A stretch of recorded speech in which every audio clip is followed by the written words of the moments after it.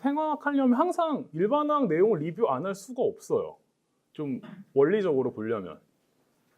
일반화학에 진짜 많은 내용 나오잖아요. 그걸 다 한다는 거 말도 안 되고 꼭 필요한 거 몇 개만 보고 갈게요. 타이틀을 기초 일반화학으로 잡아갔거든요.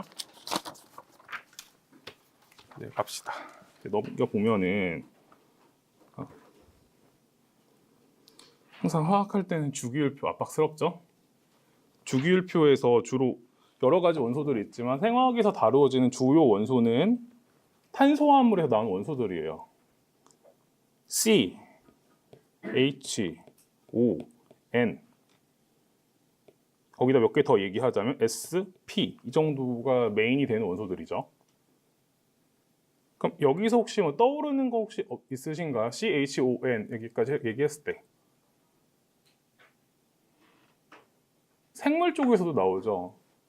생명체를 구성하는 주요 원소들 제일 많이 얘기하는 게 뭐 C, H, O로 구성되어 있는 애가 있고 C, H, O, N 여기다 S까지 말을 하는 애가 있고 C, H, O, N, P로 구성하는 이 정도 큼직하게 이 정도를 말을 해볼 수 있을 거예요.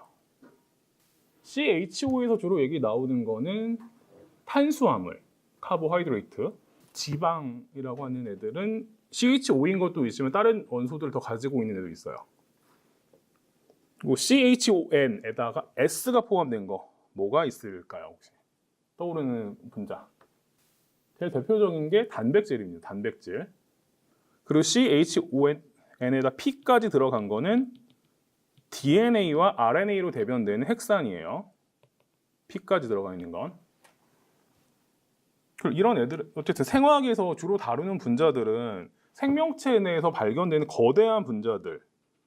크게 네 가지 말을 해요. 탄수화물, 단백질, 핵산. 핵산은 DNA, RNA가 있죠. 거기다가 지질, 리피드 이렇게 네 가지에 대한 게 메인이에요. 생화학에서는. 어쨌든 얘네들에 대해 보는데 보통 시작은 기초 일반화학적인 내용하고서 단백질에 대한 얘기를 먼저 들어갑니다. 단백질에 대한 얘기를 하고서 그 다음에 뭐 책마다 좀 다르지만 어떤 책은 DNA, RNA 먼저 얘기하는 책도 있고 어떤 책은 탄수화물 얘기하는 것도 있고 책마다 약간씩은 달라요. 어쨌든 시작은 보통 단백질이야. 단백질이 그만큼 중요해요. 특히 아미노산이라는 것 자체가 양성자 하나도 아닌 2개 이상 갖는 산이라서 좀 더 복잡해요. 그냥 일반하게 나온 1양성자성 산보다는. 좀 가봅시다. 아미노산이 먼저 나왔는데 먼저 아미노산의 구조를 얘기하고 있어요. 아미노산의 구조. 아미노산, 아미노기 NH2로 표현된 아미노기가 있고 카복실기 COOH로 표현되는 카복실기 이 두 개를 같이 가지고 있는 물질이 아미노산이야. 아미노기랑 카복실기를 같이 가지고 있어야 아미노산이야. 이 아미노기는 좀 염기로서 성격을 가지고 있고요. 카복실기는 산으로 역할을 할 수 있는 애예요. 산염기가 안 나올 수가 없죠. 보통 이렇게 많이 그려요. 한 탄소에 한쪽에는 아미노기 붙어 있고 한쪽에는 카르복실기 붙어 있는 카복실기 붙어 있고 그 하나는 수소가 붙어 있고 다른 하나는 R그룹 이렇게 붙어 있는 걸 아미노산의 기본 굴격 구조라고 말은 하죠. 근데 보면 여기 이런 말을 써놨어. 알파 아미노산. 그리고 요 보면은 요 왼쪽 거에는 탄소에 알파라는 표현이 돼 있지. 이 COO 카복실기 기준으로 그 바로 옆 탄소가 알파 탄소야. 그 알파 탄소에 아미노기도 붙어 있는 거야. 한 탄소에 아미노기랑 카복실기 같이 붙이고 있었다고 해서 그냥 알파 아미노산이 된 거예요. 그리고 보통 아미노산 기본적으로 나타낼 때는 뒤에 다서 얘기하겠지만 이렇게 많이 쓸 거야. 한쪽엔 NH2가 붙어 있고 한쪽엔 COOH가 붙어 있어요. 그런데 이 왼쪽 그림을 구조를 보면은 약간 다르게 나와 있을 거야. COOH가 아니라 COO-가 붙어 있죠. 색깔이 여기 넣겠다. COO-. 또 NH2 부분도 NH2가 아니라 NH3 플러스가 돼 있지. 이거 확실히 해둬야 돼. 기본 패턴은 이렇게 쓰지만 실제로 물속에선 이렇게 존재 안 해. 그래서 인체 내도 물이잖아, 용매가. 이 COOH에 있는 양성자 H+가 떨어져 와가지고 이 NH3 쪽에 그냥 달라붙어. 그렇게 돼서 한쪽 COOH 부분은 COO-가 되고요. 이 아미노기 쪽은 NH3+를 가지게 돼요. 그러고 H 붙어 있고 R 붙어 있고. 그래서 한쪽에는 양전화, 한쪽에는 음전화를 같이 가지고 있어. 이거를 쌍극성 이온, 쯔비터 이온 이렇게도 불러. 뒤에 가서 같이 나올 거예요. 이렇게 불러요. 그리고 단백질에서 흔히 발견되는 아미노산 몇 가지 있죠? 네, 3장. 단백질의 구조에 대해 봤잖아, 지금까지는. 아미노산이라 단백질의 구조를 봤다면 이제 단백질이 적절한 기능을 형성하는 거에 대해서 기능에 대해 볼 거예요. 기능이랑 이게 효소 작용이랑 거의 그대로 연결이 돼요. 효소에 작용하고. 단백질의 기능 관련해서는 사실 생화학책들 보면 여러 가지 단백질 얘기를 해요. 산소 결합 단백질, 헤모글로빈, 마이오글로빈이 제일 중요하고요. 다른 부분도 보면은 면역 반응에 대한 것도 나오는 거 있고 여러 가지 나오는 게 있지만 제일 반드시 봐야 되는 거는 헤모글로빈하고 마이오글로빈, 산소 결합한 단백질들이에요. 얘네들은 단백질과 리간드라고 하는 애가 있거든. 리간드. 라이간드라고도 읽어요. 영어로는 이렇게 쓰는데 단백질에 결합할 수 있는, 가역적으로 결합할 수 있는 분자를 리간드라고 해요. 생화학에서 쓰는 정의는.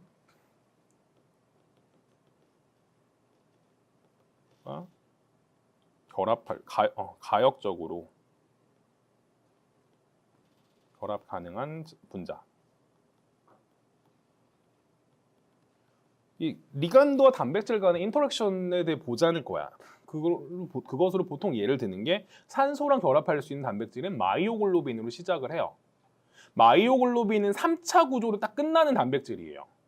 마이오글로빈에 대한 얘기를 하고 나서 이제 4차 구조를 갖는 단백질인 헤모글로빈에 대한 얘기를 하고 그때 알로스테릭에 대한 얘기들이 좀 더 자세히 나와요. 알로스테릭.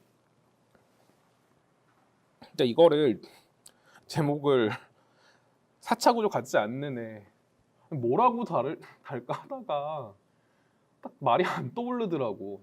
3차 구조로 끝나는 단백질 이렇게 하려니 뭔가 어색해서 4차 구조로 갖지 않는 단백질이라고 이름 붙여놨는데 마이오글로빈 생각하시면 돼요. 마이오글로빈 3차 구조까지만 있는 애.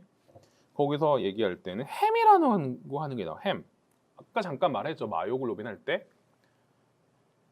산소와 결합할 수 있는 프로스타틱 그룹을 햄이라고 하고요. 얘는 구조적으로 이 폴피린 링을 가지고 있어요. 이 폴피린 링의 구조 에올피는 전혀 없어.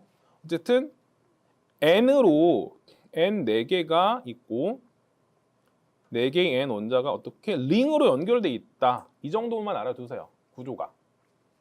그리고 이 폴피린 링의 가운데 철, 이가 양이온이 들어가고요. 여기서 이 폴피린 링인 N 원자들하고 철이 결합을 해. 근데 철은 6개까지 붙이는 애거든. 4개 썼잖아. 다른 한 위치에 O2가 붙을 수 있는 거예요. 이제 탄수화물로 들어갑시다.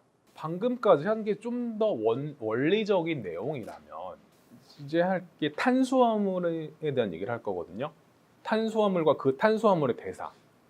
그럼 안 하게 되는 내용 이런 것들이 있겠지. 지질의 구조랑 지질 대사. 또 나오는 내용, 그 다음에 나오는 게 아미노산의 대사. 그건 아미노산이 분해 합성되는 경로를 말하고요. 그거랑 좀 거기서 좀 파생되는 걸로 헥산 대사라는 게 있어요. 헥산. 뉴클레오타이드 대사. 뉴클레오타이드가 만들어지고 분해되는 거. 그 얘기까지 하고 나면은 그 대사에 대한 거, 탄수화물, 리피드, 아미노아시드에 대한 걸 한 군데다 다 뭉뚱그려서 얘기를 해. 대사의 통합이라고 하거든. 이게 뭐 사람 같은 경우에는 이런 게 중요해요. 근데 만약 단세포 생물이라면 중요하진 않을 수도 있어. 왜냐하면 사람 같은 경우 다세포잖아요. 조직, 기관 같은 거가 분화되어 있고 기관마다 좀 메타볼리즘이 다르거든요. 그 기관마다의 차이점 및 특정 상황에서 메타볼리즘이 어떻게 조절되는가에 대한 얘기를 하게 돼요. 그게 대사의 통합 부분이거든. 대사에 대한 게 다 끝나면 보통 그 얘기를 들어가, 보통. 거기까지가 대략 생화학에서 물질대사 파트예요. 물질대사. 또 한 파트가 그 몰레큘러 바이올로지 쪽이 있는데 DNA, RNA 하면서 DNA 리플리케이션, mRNA로 트랜스크립션, 거기서 단백질로 넘어가는 트랜슬레이션, 그런 얘기로 함께 그것들의 조절에 대한 얘기가 한 파트죠. 여튼 그 몰레큘러 바이올로지 쪽은 예과 때에도 좀 나왔을 것 같아. 예과 그 생물 과목에서도 세포 생물학이라든지 뭐 이런 데서 셀 같은 데서. 근데 메타볼리즘 그 전엔 안 하거든. 몰레큘러 바이올로지 예과 때라도 조금 접했을 수는 있어요. 일반 생물에서도 몰레큘러 바이올로지 얘기는 좀 하거든. 근데 메타볼리즘은 일반 생물에서 나오는 거는 글라이콜라이시스 뭐 이런 게 있다. 그리고 TCA 사이클 잠깐 얘기한 정도야. 챕터 하나로. 그런 게 생화 가면은 그게 되게 중요한 게 파고 들어가죠. 이게 탄수화물에 대한 얘기를 하기에 앞서, 대사에 대한 얘기를 하기에 앞서 탄수화물 구조를 먼저 잠깐 볼 거거든요. 탄수화물의 구조를 보고 나서 걔네들에 대한 대사로 들어갈 거야. 탄수화물 이름 자체가 영어로는 이렇게 되고 카보 탄소라는 뜻이고 하이드레이트 이거를 그대로 번역해서 탄수화물이라고 이름이 붙은 건데요.